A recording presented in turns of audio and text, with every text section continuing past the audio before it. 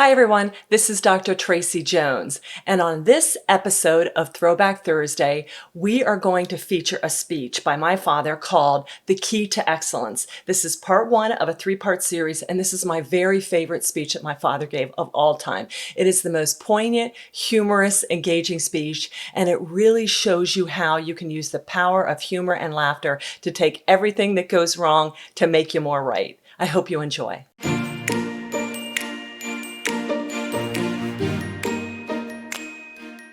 You're listening to Tremendous Leadership with Dr. Tracy Jones. I had a very elaborate introduction all arranged for our next speaker, and I don't know whether it was because I spent a long time talking about Larry Wilson or what the reason for it was, but he said, nope, 15 seconds is all the time you are allotted to introduce me. Charles Jones is from Pennsylvania, president of Life Management Services Incorporated. He's written a book called Life is Tremendous, which is sold to many. Thank you very much. Thank you, tremendous Jim. Thank you. Now, let me explain hurriedly why I told Jim he may take 15 seconds to introduce me. After more than 30 years of going to meetings and seminars and congresses, I've discovered something all of you know, that the longer the introducer spends introducing the speaker, the deeper in trouble the poor speaker gets. Now, if you've been to many meetings, and I know you have, you know the meetings usually begin like this. Ladies and gentlemen, what a speaker we've got for you. Woo! He's done this and that and that. And little by little, Jim, when you rave like that over a speaker, you don't realize, but you alienate a lot of the young people because they begin to think nobody's that good. So that's why I've made it a point, give them 15 seconds and quick, cut them off. And Jim, it's a good thing I only gave you 15 seconds because in the little time you had, you were beginning to louse that up. Now, first off, normally they have enough time. They'll say, Charlie Jones has 6 children. I say, that's true. We do have 6 children. But let me explain why. Wait, please. Wait for the punchline. Let me explain why we only have 6. The reason we only have 6 children is my wife hates kids. That's why. Then you'll notice another thing, and with Larry, you notice when they introduce speakers, they always give you the credentials to let you know you're about to hear from another heavy hitter.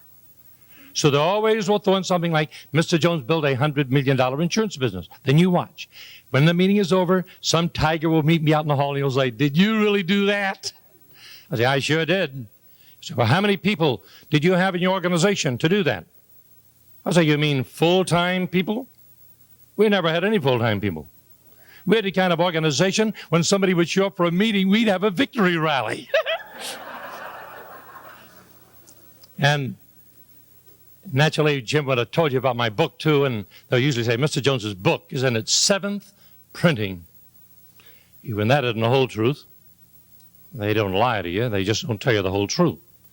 My book is in its 7th printing, but the reason it's in its 7th printing is because the first 6 were blurred. Well, ladies and gentlemen, I've been with you a few moments. You know what I've done in a few moments? I've just done the 2 things you've got to be learning to do if you're going to have a tremendous life. And life is tremendous, but like has already been said a lot of ways, you have the choice. And if your life is going to be tremendous, you'll have to be learning to do 2 things I've just done with you. Number 1, if you're going to have a tremendous life, you've got to be learning how to laugh at your failures. Laughing at your failures doesn't mean you like to fail. It just means if you're not learning to capitalize on what goes wrong, you'll never do as much as you could have done. Once a young man said to me, Mr. Jones, what's an ingredient of success? Good judgment. Well, how do you get that? Experience. Well, how do you get that? Poor judgment. One. It is impossible for any normal person to like to fail, but if you're not learning how to capitalize on what goes wrong, you'll never do as much as you could have done. 2, if you're going to have a tremendous life, you'll have to be learning how to get people to laugh at themselves. A few years ago, a young man that everybody loved killed himself. His name was Freddie Prinze. you remember, they called him Chico. You also may remember the morning after, when Chico died, the newspapers said when his heart stopped beating, a young nurse fell over in his chest, beating on his heart, screaming, "Please, don't die, Freddie. The world needs all the laughter it can get." Do you know what hit me when I read that? The same thing that still hits me every time I make the point. Why is it so few people in life ever start learning, even people who want to be successful, even people who are so-called leaders? Why is it so few people in life ever start learning that life is not for me to get you to notice me or laugh at me? Life is not for you to get people to notice you or laugh at you. Life basically is for each of us to be learning to see things more like it is, and as we discover things more like they really are, be learning how to get people around us in our sphere of influence to laugh a little at themselves while we all get a bigger, better job done. And I hope my contribution, as I wind up this wonderful morning, I hope my contribution to your life will be twofold. Because we thought and laughed together for a few minutes, you'll hate to fail as much as you ever hated it in your life, but when you do, you'll be better equipped to get it, laugh, and get on with it. And number two, when you go back to the trenches to do your fighting and achieving, wherever you do it, you'll be better equipped to get some people to laugh at themselves while we all get a bigger, better job done. Now, this morning I would like to share with you about one of the greatest things I've been learning over the years working with people. I've discovered in working with people that life is not a joke. You don't have to be a comedian to be successful. But I've been learning this, perhaps more than any other single thing about working with people. I've been learning that young people hurt just like old people, and I've been learning that old people hurt just like young people. I've been learning that sometimes rich people hurt like poor people, and sometimes well people hurt like sick people. I've discovered you can't take hurt out of life, even your own, but there are some ways to make hurt better rather than bitter. The greatest tool I've discovered in my life to make hurt better rather than bitter is a tool called laughter. And I guess you now know Dr. Cousins and many of the other great people in the field are now actually experimenting with laughter and getting results with laughter on cancer patients. I'm flying back home Sunday for a surprise birthday party for a dear friend of mine, 80 years old, should be dead right now, but the past 4 months, almost a lot of prayer and other things, but laughter, this man, Carl Wharton, is living. We're going to have a surprise birthday party. Laughter. And yet, there are people who don't know how to use laughter. Now, this, though, basically is a laughing group. Now, I can tell. See that? They didn't even tell a joke. They started laughing. See that? Jim, I could tell it right away. They were laughing because when you stood up here to start the session out, before you opened your mouth, I heard a lot of snickers all around. See, right away. That tipped me off. You ever laughing? Because, see, laughers love to laugh. You don't need to tell a joke. All you do for a laugh is just pause. Having fun. In fact, now seriously, did you ever notice it's hard to be serious with laughers? They want to laugh when you want to be serious. You ever notice that? Now look at that. Nothing funny and everybody's laughing already. Now, however, I stood back there and I studied every person here while I watched all of you speak. And I can tell you there are several non-laughers in this group. Yes. Don't worry, I'm not pointing you out. You know who you are. Now, but you are going to be thrilled with what I've got for you if you're a non-laugher. Because according to my research, non-laughers have just as much fun as laughers. They just don't like to show it. So if you're a non-laugher and you're surrounded by a bunch of laughers, let me tell you, don't you let those laughers intimidate you. Because you don't have to laugh to make money. You don't have to laugh to have fun. You don't have to laugh to recruit, train. But I'll tell you what I've been learning about people.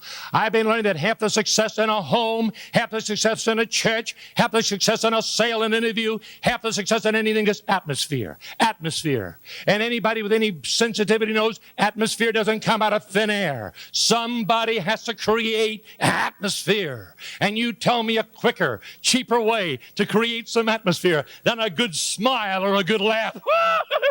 Brother. So, today, practice. The meeting is almost over. The seminar is almost over. You're going back to the trenches. So practice now. When you feel like laughing, let it out. Let it out. Don't watch non-laughers. Don't.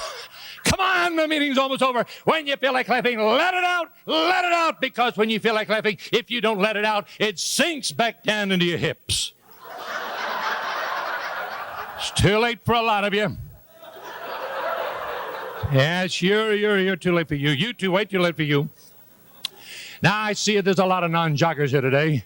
And I can tell a non-jogger when you have a 44-inch waist, that's a non-jogger right there. And I love them. I love you. Let me tell you why I love you guys with a 44-inch waist. Because I think jogging ought to be a sin. I don't know of anything more idiotic than running around in the morning chasing nothing with a bunch of dogs nibbling your heels. In fact, you're going to like my new book. It's going to be called I'm Okay, You're Fat. Hey, you know who my favorite is? You know who my favorite is? My favorite is Satchel Paige. Satchel Paige, that great man of wisdom who once said, when I feel like exercising, I'll lays down till the feeling gets over me, huh? God bless that man. That is what I call preaching. Now listen, folks, you get this through your head. You don't have to laugh to be successful, and you don't have to laugh to make money, but you got to be downright insensitive today to not to know that people don't hurt, and you can't take hurt out of their life or your life, but you can at least learn how to make the hurt better rather than bitter. One time a guy said to me, I wish I had more of a sense of humor.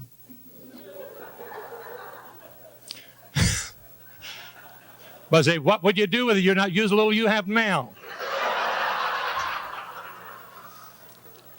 Everybody's got a sense of humor. If you don't use it, you may as well not have it. It's like a brain. Do you ever notice that? You ever notice how many people walk around dead long before they're buried? That's right. But thank God he made it so we don't stink till he put us in the ground. Then there's always one sitting here thinking, I don't get it. Like that guy wanted to be tactful. He says, somebody around here, their deodorant doesn't work. He said, it can't be me. I don't use any. I hope you enjoyed part 1 of The Key to Excellence. My father was a life insurance salesman turned author, speaker, motivator, bookaholic of the nth degree. And I hope you got some great laughs and some great insights about learning how to look at your problems in a different way. If you liked what you heard in The Key to Excellence, you can go over to tremendousleadership.com and you can pick up copies for you and everybody else you would love to hear this message. We have it on CD, on DVD, ebook download, physical book, audio download. Also go over to our sister website on YouTube, Tremendous Life Books, and you can see more vintage Charlie. Thank you so much for listening and have a tremendous day. Thank you for listening to Tremendous Leadership with Dr. Tracy Jones. Find out more about Dr. Jones at www.tremendousleadership.com. If you've been ignited by something you heard in this episode, let us know by leaving a review for Tremendous Leadership wherever you listen to podcasts, or by sending us a message through www.tremendousleadership.com.